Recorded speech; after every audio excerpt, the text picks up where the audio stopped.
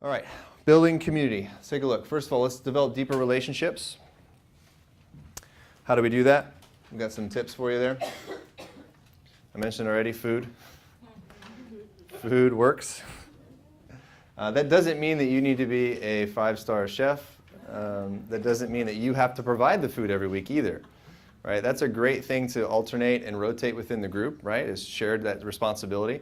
Doesn't mean you have to have full-on meals, because sometimes that can take up the majority of your time together. You know, most groups are going to meet between an hour and a half to 2 hours. You don't want an hour and a half of that to be all just eating, right? So maybe it's just snacks, depending on the time of day that you're meeting. If you're meeting in the evenings, like most groups, you're meeting during the middle of the day or during breakfast time. You know, think that through, how you want to do that. Maybe you do a potluck dinner once a month, right? Maybe you rotate that and just have light snacks the rest of the time. So food's great, but it doesn't want to be the main focus, or it should be a distraction for groups. Also, rotate who hosts the group. That's another great way we can share responsibility, right? You know, you might have the perfect home or not, but it's a great way to have other people host.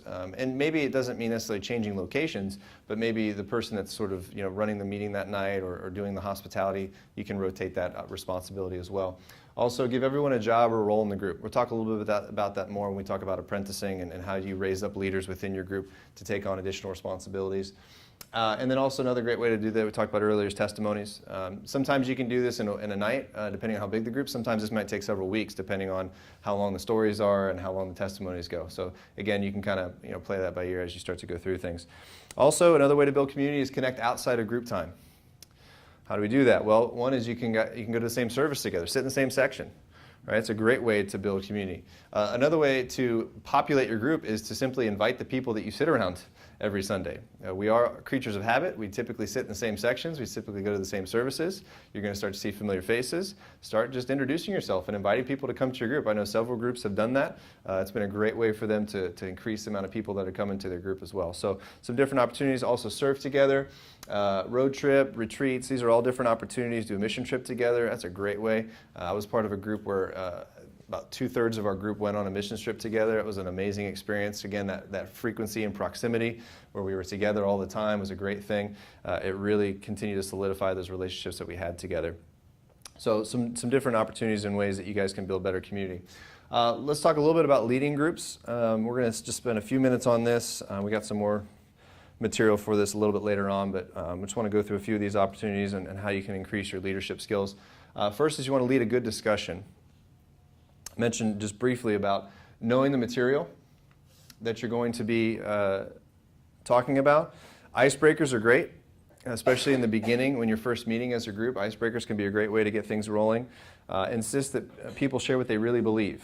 Your group should not be set up in a way where people are afraid to answer questions in case they get it wrong. Okay? Discussions are about sharing thoughts, real thoughts, even if you don't agree. Okay, so don't create this environment where you're always looking for the right answer. People will get afraid and will stop engaging, and you won't find much. It'll be you essentially giving lectures week to week, which is not the point of what a group should look like. So engage conversation. Even if someone's way off base, try and find a way. Oh, I see where you're coming from with that. And maybe that's something you need to address one-on-one later. Maybe there's some theological thing where they're like way off in left field. It's like, okay, I probably need to address this, but I don't want to discourage them in the group discussion, so let's keep this moving forward. Also is to stay on course and be flexible. I mentioned that earlier. Again, someone comes in, drops a bomb in the group, like, you know, not literally, hopefully, but, you know, this is going on in my life, so, okay, let's focus on that. Clearly, God has you here tonight because we need to minister to you through this process. Also, ask good questions. I think it's more important to be a good question asker as a leader than a teacher. Because if you're a good question asker, then you'll constantly have people engaged in discussion. I think one of the common misconceptions about leading a Bible study or a life group is that I've got to be a really good biblical teacher. That's not the case. If you know how to facilitate a good discussion, then you're perfect for what we're looking for. We have got a lot of curriculum, a lot of content that we can give you. Some people love doing Bible studies. They love spending the time in the Word and putting it together, putting a lesson plan together and teaching. That's great.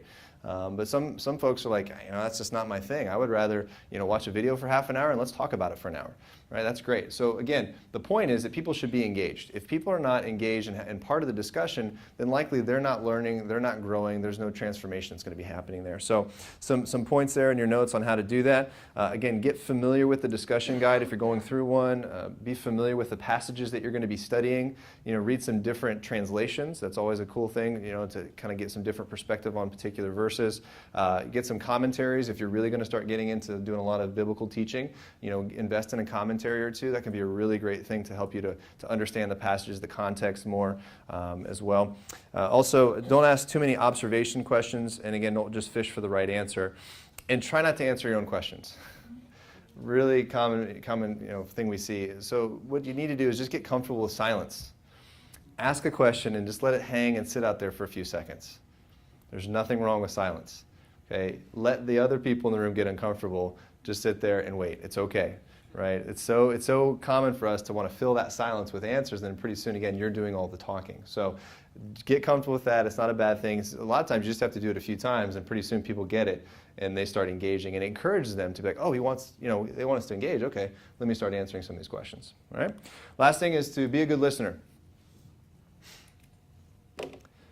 Some pretty basic stuff here, but make eye contact. Don't interrupt people. However, sometimes you're going to have someone who wants to dominate the discussion. So you're going to need to learn to interrupt with love and grace. Right? This is an art form. All right? But you don't want to spend 35 minutes just one person, giving their discourse on what they think about this particular topic. So, just lovingly, man, gosh, you really seem passionate about this. I'd love to hear more. Let's talk after the meeting. Who else has something they want to share on this? So, again, with love and grace, step into that. If it becomes a pattern, then obviously that's a discussion. That's when you meet with that person maybe outside of group time and say, hey, I'm noticing that, whenever we do a discussion, you're really talking a lot, and, it's not really helpful for the group. No one else really gets a chance to talk, and we're not hearing from certain people. You should try and hear from everybody every night. A couple things that means. One is your group shouldn't be 35 people large. Okay, ideally 8 to 12 is a pretty good size, and even smaller than that is fine too. But once you start to get above a dozen people, it's very difficult in a couple hours for everyone to share at least some level. Plus, the bigger the group, the less accountability and less transparency. Right? When it's a one-on-one relationship, you can't hide. Right? We're going to know each other's business. We're going to be honest and open with each other, because if you're not being honest with me, it's going to come out pretty quickly. Second person comes in the mix, now you got 3. Again, that accountability, transparency drops just a little bit. So the bigger that group, the less you're going to have of that. So as you start to see the numbers growing, then you start to need to think about, okay, maybe we need to split the group into 2. Maybe we need to meet on 2 different nights. Maybe do I have a leader who's ready that can take half the group and we can, launch another group? Those are the things you want to start thinking about. So again, being a good listener is important. Seek to understand. Try not to have judgment. Okay, again, this isn't right or wrong type of thing. And then always ask follow-up questions as well. So these are some tips. Some of you probably have a lot of experience in this. Others of you maybe need to spend some time developing these skills. But some pretty basic stuff. If you can kind of master these 3 things, you'll find that your group's going to be really healthy. People are going to be engaged in those discussions. All right? All right, a couple things here as we wrap this section up here.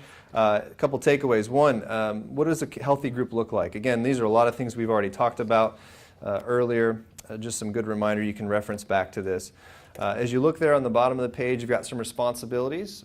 Okay, so as we look at this section on loving relationships, 1, are you a leader who's committed to providing an environment that is conducive to healthy community where people are growing in the relationship with Christ and with one another?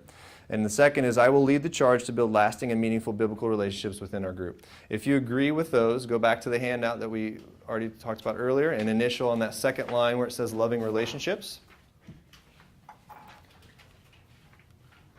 And the last thing is there's a couple of appendices at the back of your training booklet. Basically, it's DNA of our group, of our church, mission, vision, purpose statement. Also, a doctrine, a statement of faith is there as well. It's just good for you to reference. This may come up in conversation. You may have someone in your group ask. It's always good to know where this is. By the way, this is on our website as well. I would suggest if you haven't spent some time reading through our statement of faith, you should do so. Make sure that you're in alignment with that, or if you have questions that you can ask someone and get some clarity on some of these things.